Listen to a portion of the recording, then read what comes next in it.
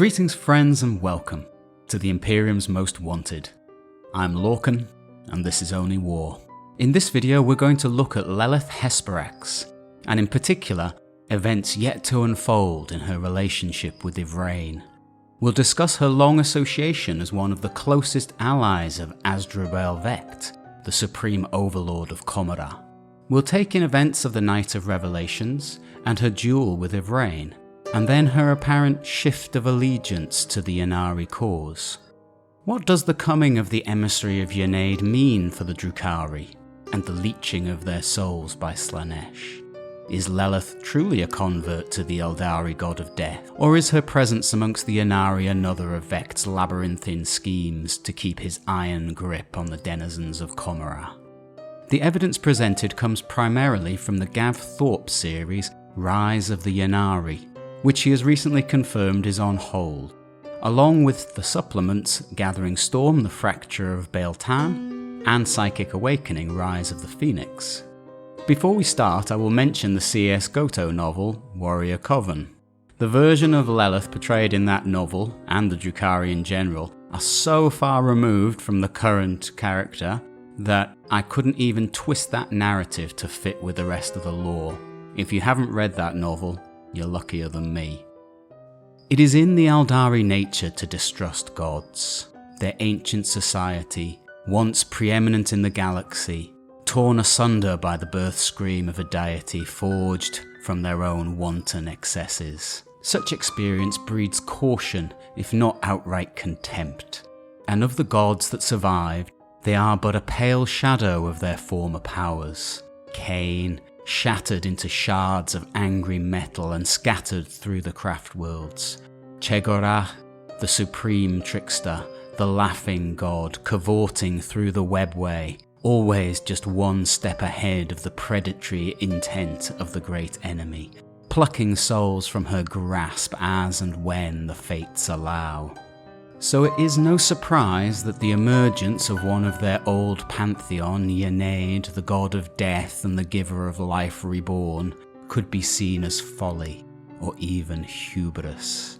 And yet in Yvraine and the Ynnari there is a path for salvation, and the whisper of the awakened god that touches all the disparate factions of the Eldari cannot be denied.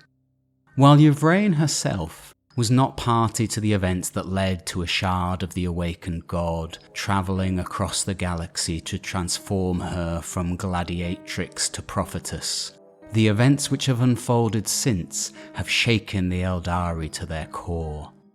On that particular night of revelations, the name a twisted mockery of the ancient Eldari night of revels, screams filled the air, some of agony, some of ecstasy, as the fates of Yvraine of the Ynnari and Lelith Hesperax, most deadly and accomplished of all the succubi, became entwined. The elite of Commorragh were gathered at the Crucible to witness the deadly theatre of the witch cult of strife, the arena itself the most impressive of its kind, built on the orders of Asdrubal Vect himself, for which to display the talents of one of his most valued allies, Lelith Hesperax, the Queen of Knives. Lelith's skill in the arts of bloodshed are sublime. She is deadly grace embodied, her enrapturing movements both sensual and savage. To witness firsthand such a superbly talented succubus perform is a dream come true for most Cabalites, for the agonizing beauty of her kills energizes and invigorates even the eldest of their kind. Her contemporaries in the other witch cults, and even her own handmaidens in the cult of strife, look on in jealous awe at their mistress's flawless form and supernaturally physical dexterity. Lelith rejects the use of chemical stimulants so common in her kind. She prefers to savour every moment of her murderous ballet, considering the use of narcotics to be for the weak and numbing the satisfying sensation as her blades inevitably find their mark and her opponent's lifeblood gushes forth. To pollute her heightened senses with intoxicants would be to deny herself the pleasure of the delicate nuances of a victim's final moments. For her every move is calculated and every strike unique, an improvement upon the last, so that the agony elicited from her victims is ever increased. Most would not survive long without the other benefits of these chemical enhancements, but Lelith is a natural-born killer of supreme prowess, and her skin remains virtually flawless despite facing countless challenges, both in the arena and on the field of battle. This stripped-back beauty extends to her choice of both weapons and attire, her skin bare as if inviting the blades of her enemies, while she moves with serpentine quickness, the two simple but perfectly balanced knives she wields becoming a blur of deadly motion. Her lithe body itself is a weapon. Long legs and bare feet that are edged with bone spurs to tear open flesh, and her fingernails have been honed to scalpel sharpness. She weaves cruel barbs and hooks into her mane of hair that can pierce flesh or snare the blades of her foes. Those privileged to be in attendance that night had paid handsomely for entry. Tithes of slaves, dark atrocities committed, and even portions of their territory in the Dark City had been exchanged just to witness the spectacle to come.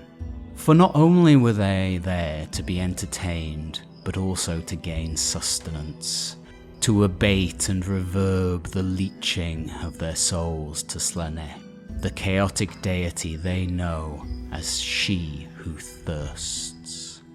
By savouring the pain and suffering of others, the sadistic Drukhari gain temporary respite from the soul drain that afflicts their kind, and each night in the arenas of Commorragh the lifeblood of both Drukhari and those captured and enslaved on their real space raids is spilled for the edification of the thirsting crowds. Greatest of all Commorragh's arenas is the Crucible, domain of the witch cult of strife and sovereign territory of her excellence, Lady Lelith Hesperax. With a capacity of well over 1 million, the nightly spectaculars staged there are stunning in their magnitude and lucrative beyond measure. The Queen of Knives has ruled here for longer than even the longest lived of her succubi rivals remember. On this night, the vampiric spectators anticipated a particularly intriguing contest. For at the bidding of Vecht himself there was a gladiatrix of particular fame, a succubi who had risen to gain high favour under the patronage of his rival, the aristocratic Lady Malice. It was being whispered that she might even be fit to challenge Lelith herself. Normally claims of this sort were a death sentence, for Lady Hesperax was so immensely gifted in the art of combat that those who faced her were usually dispatched in but a few heartbeats. Yet there was something special about this fashionable new challenger. Known in Commorragh as the Daughter of Shades, as Amharok to the Corsairs that once called her mistress, and as Yvraine to the craft worlders that once called her kin, this tall and regal succubus was not a true Commorrite, and hence was interestingly controversial, famed for her lightning transformations from stately elegance to a whirlwind of death.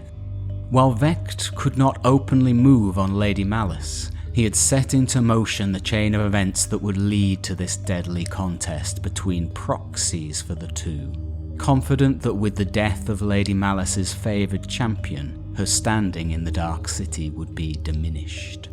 The night Yvraine met Lelith in single combat, the The Crucible had already bared witness to several violent displays, and by the evening's climatic finale, the arena was filled with the baying of a crowd that had started the evening feigning nonchalance.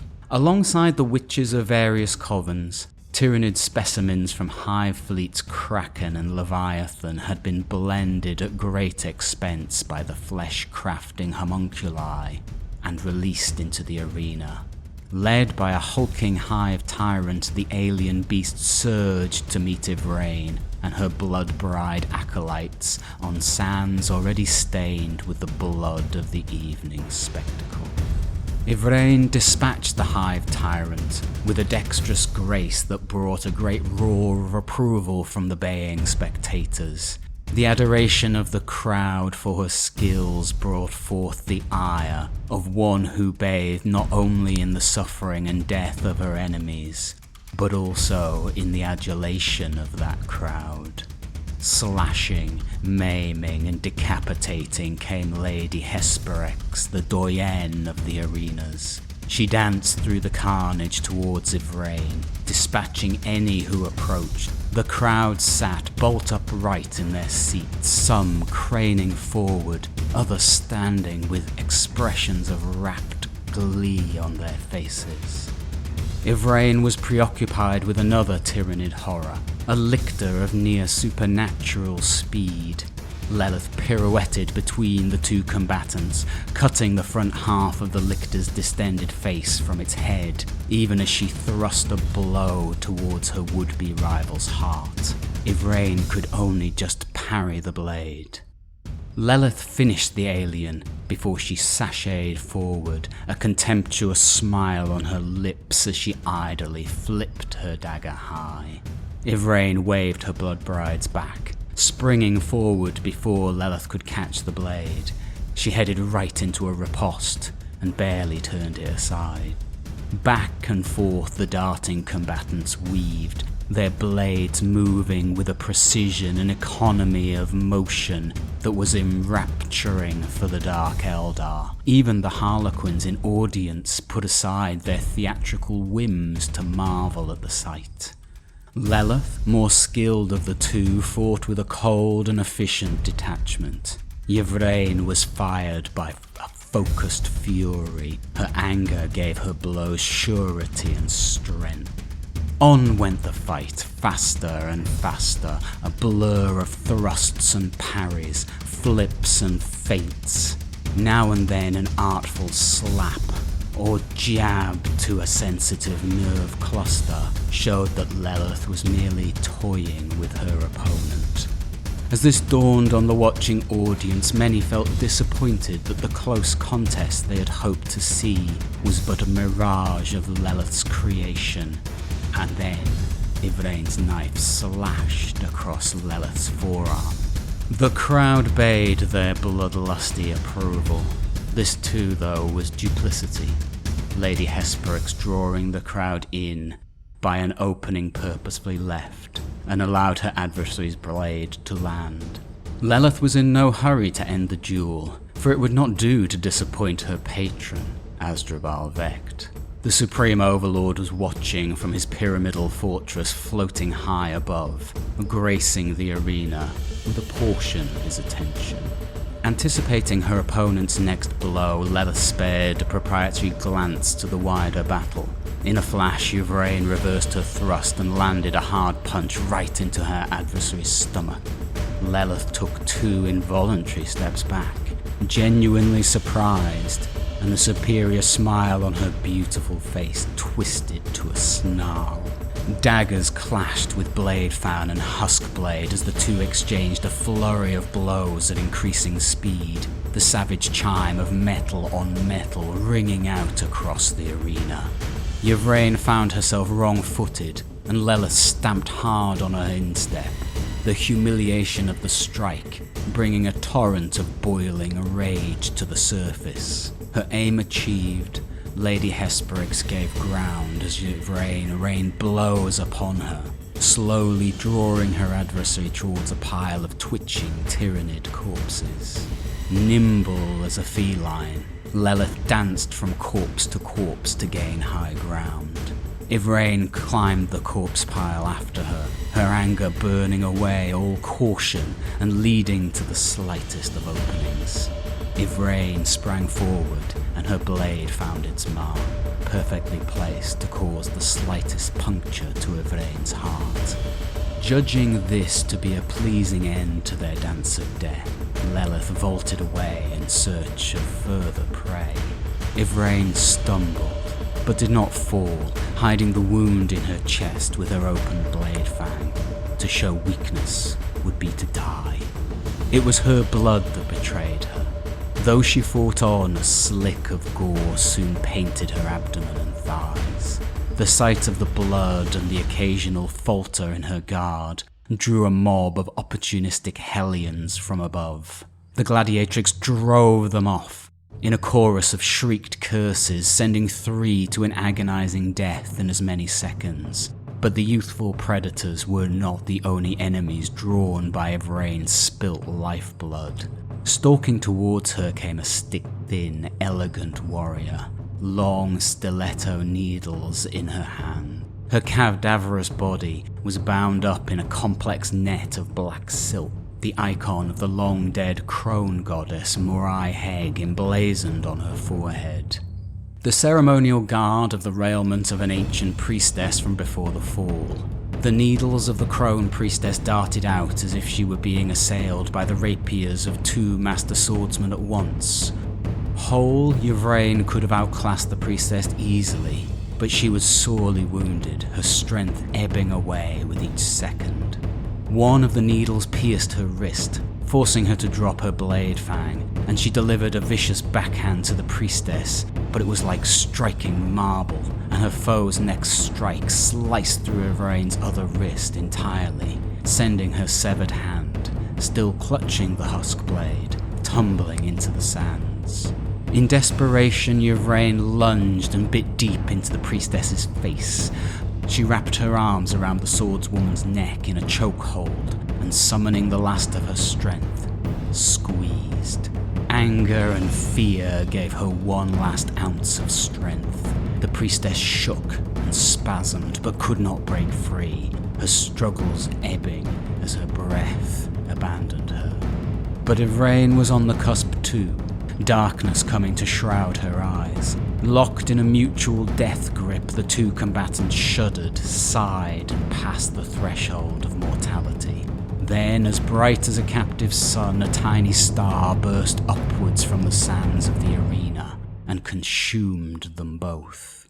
Yvraine's eyes flew open, milk white and glowing. She screamed as she felt a new dimension of awareness blossom in her pain-addled mind, obliterating the petty concerns of her previous life. Something vast had arisen from below after the crone warrior's death, pressing into Yvraine's soul with a force that could not be denied. In her mind's eye, Yvraine saw Ynnari. He was a shooting star from a crystalline moon, then a shimmering constellation, a trillion points of light that glowed in an outline of a solemn face. His merest scrutiny bared her soul, and in that moment she was claimed utterly and forever as his own. This was the legend made real, the most remote of possibilities wrought in starlight. Then the godly star mirage breathed a single word, a whisper, yet deafening in its intensity. Daughter. Waves of mystical energy exploded outward from Yvraine's body as she was raised up. They crackled like an electromagnetic pulse across the arena and into the stands of the aghast spectators. Where they touched Eldar flesh, it withered in an instant, leaving only blood-slicked skeletons. She rose higher, aglow with an aura of unearthly power. Bathed in white fire, her wounds healed, her left hand restored from the blinding energy that coalesced into a stylized gauntlet of ancient design. Lelith Hesperax, leaping with mantis swiftness to catch hold of a swerving Reaver jetbike, veered away high into the night. Her smile was the glint of pearls in the gloom. We will need to briefly discuss what happens next in Commorragh, as the impact on the whole of the Drukhari society is profound. Yvraine's possession by the macabre god Ynnari shakes the very fabric of the Dark City. Psychic energy bleeds uncontrollably from her. Millions die in the first shockwave alone as the ripples continue. Cain's Gate, which had held fast for millennia, is torn violently open, releasing demonic entities that ravenously devour the souls of their Drukhari victims. Where Asdrubal Vecht was at first mysteriously absent, the Supreme Overlord finally played his hand, calling upon the incubi bodyguards of every Archaon present in Commorragh to fight the demons, and finally corralled them into the subrealm containing the gaping hole that was now Cain's Gate, and severing it from the rest of Commorragh, forming the nether abyss which would come to be known as the Chasm of Woe. With every incubi bodyguard within Commorragh deployed to stem the tide of demons, long stifled rivalries between the Dark City's elites erupt into bloodshed, and the threat of civil war looms ever closer. And then the unthinkable occurs as Asdrubal Vecht himself is assassinated, and every receptacle that contains a fragment of the Supreme Overlord's essence is destroyed simultaneously, ensuring that he cannot be regrown by the homunculi.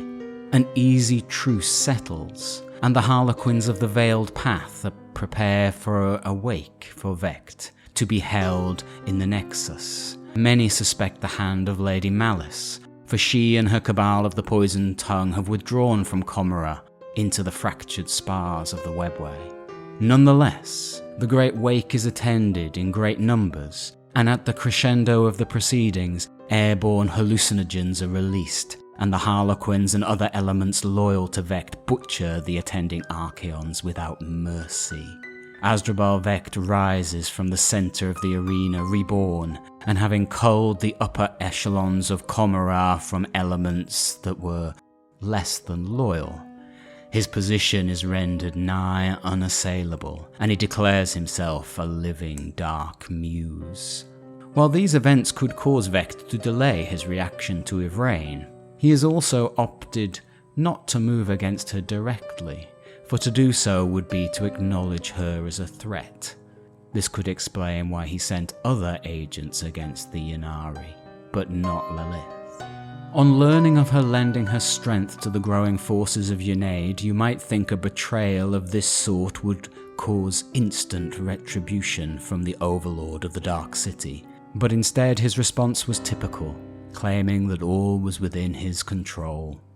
Lelith's cult of strife has long been affiliated with the cabal of the Black Heart, to the mutual benefit of both. Whether this is a bond of reciprocal admiration, or the wary respect of natural-born killers is immaterial, for the alliance has proven unbreakable for centuries. Thanks to the unparalleled power and generosity of their patron, the Cult of Strife's arena, the Crucible, is the most lavishly appointed and spectacular in all of Commorragh. As Vecht himself was once heard to say, Lelith Hesperax is the greatest treasure of the Dark City, and one does not display one's finest emerald amid squalor. Even the most impulsive and hot-tempered succubus must recognize that to challenge the Cult of Strife is likely to incur the wrath of Vecht himself. Equally, the Cabal of the Black Heart basks nightly in the reflected glory of Lelith's sublime victories on the arena sands. On those rare occasions that the belladonna of the arena deigns to take to the field in person, the spectacle of this alliance at war is raised to the sublime. Such a raid occurs only rarely, for Lelith's first duty, and love, is to the baying crowds of the arenas. One of the more famous joint endeavours between the Cabal of the Black Heart and the Witch Cult of Strife was the raid upon the world of Gorvenval. A stronghold of the Alpha Legion for decades, their warlord Vrax was operating out of a fortress in the Black Mountains. A noted bladesman, he plagued the surrounding systems with piratical raids, evading the Imperium's clumsy reprisals with ease. Vrax, however, eventually overreached himself when he saw an opportunity to use the Drukhari as pawns for his own machinations. When the Cabalites raided an Imperial factory world, Vrax's concealed legionaries struck, catching both forces by surprise and forcing the Drukhari to retreat empty-handed, an insult Vect could not allow to go unpunished. At his request, Lelith Hesperax herself joined the forces arrayed for the attack, for to her would fall the task of personally humbling Jaghathra Vrax. The lightning raid from a swirling webway portal tore the skies above the Black Mountains, and caught the Alpha Legionaries by surprise, and although the heretic Astartes were formidable foes, they were finally surrounded in their primary arming chamber. It was here that Hesperax met Vrax in single combat, mockingly offering the Chaos Lord and his followers their freedom, if he should defeat her. An accomplished swordsman himself and fueled with demonic power, Vrax set upon his slender foe with his hell-forged broadsword. The combatants met in a storm of blades, exchanging blows in a blur too fast for the eyes to see. But within moments Vrax's sword struck the floor, his severed hand still on its hilt. Hesperax did not stop there, swiftly truncating his arms and legs to leave him roaring in helpless fury at her feet. Only one Alpha Legionnaire left the fortress alive that day, and his limbless form howls its unimaginable agony above the onyx gate of Vect's palace to this very day. So why, after so many years of mutual benefit, would Lelith appear to have broken that long alliance and joined this newest threat to Vect's grip on the denizens of the Dark City?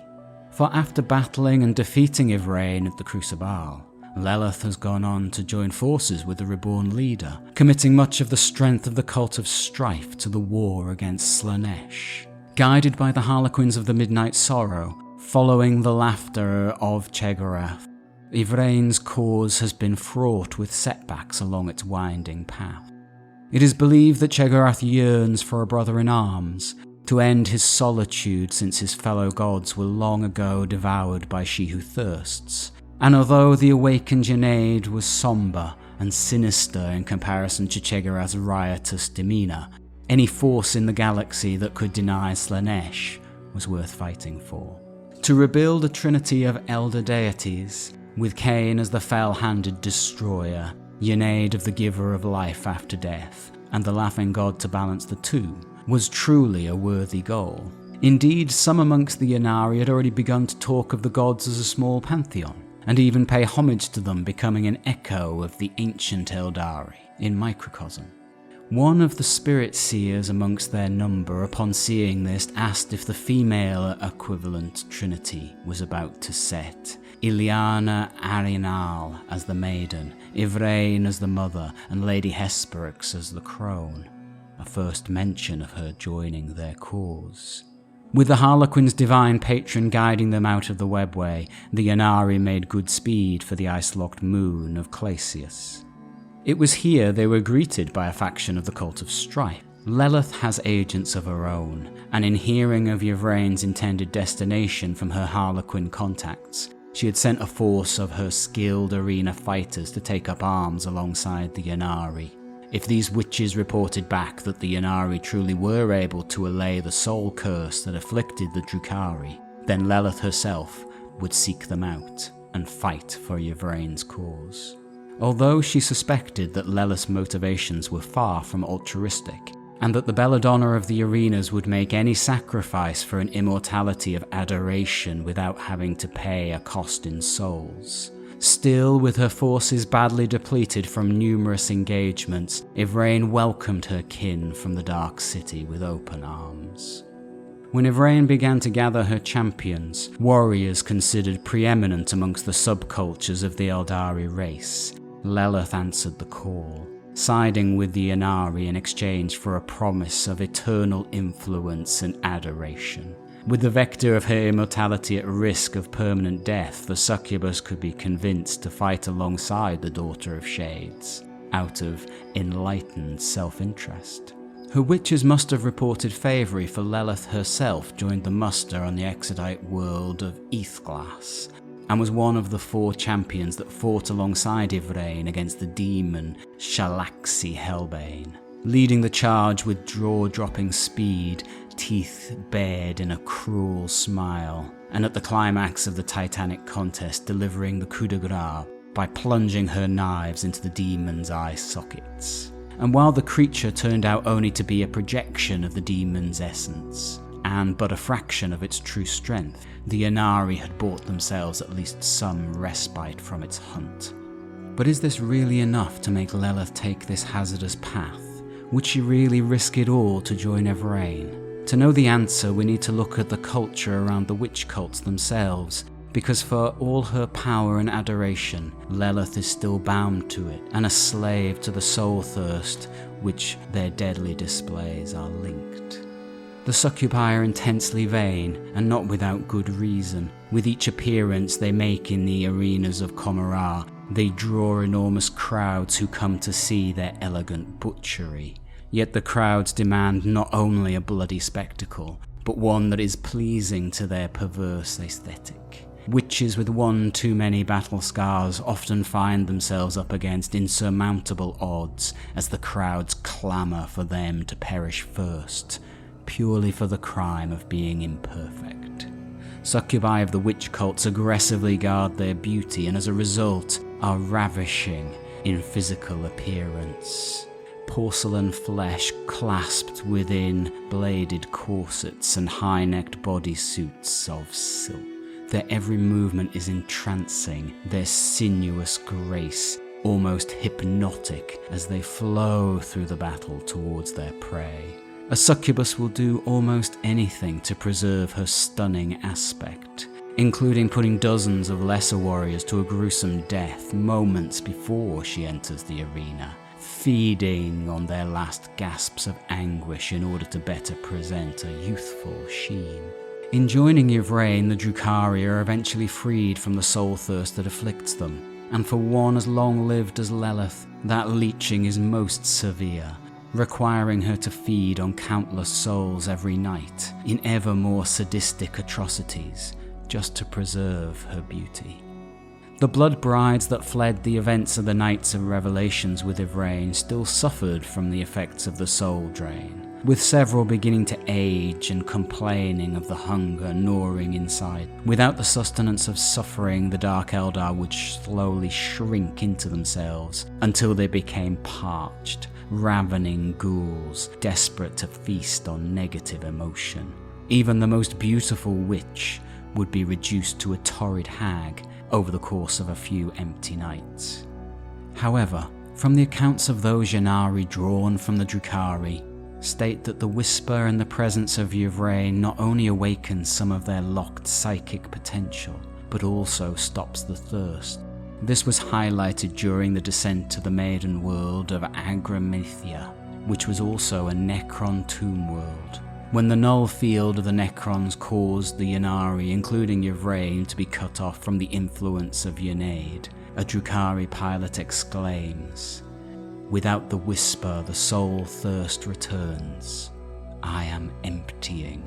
The prospect of being free from the leeching of her soul and the enormous tithe required to maintain her youthful vitality and beauty could certainly be enough to spur Lelith to finally break her ties with Vect, and while the possibility of her being sent by him to strike when the time is right cannot be completely discounted, it at least leaves the question. For Yvraine, well versed in the duplicitous politics of Commorragh, she now still maybe views her relationship with Lelith as in Haskane, the Drukhari word for alliance that literally translates to not currently enemy. We will have to hope the answers come when and if the rise of the Ynnari series continues, and with the title of the next book originally rumoured to be The Queen of Blades, a very similar title to the honorific borne by Lelith. I hope you've enjoyed this longer form look at the enrapturing and deadly Lelith Hesperax and her entwined fate with Yvraine. If you have, maybe I've earned your sub for more Warhammer content, and I'll see you again in the near future, where there is only war.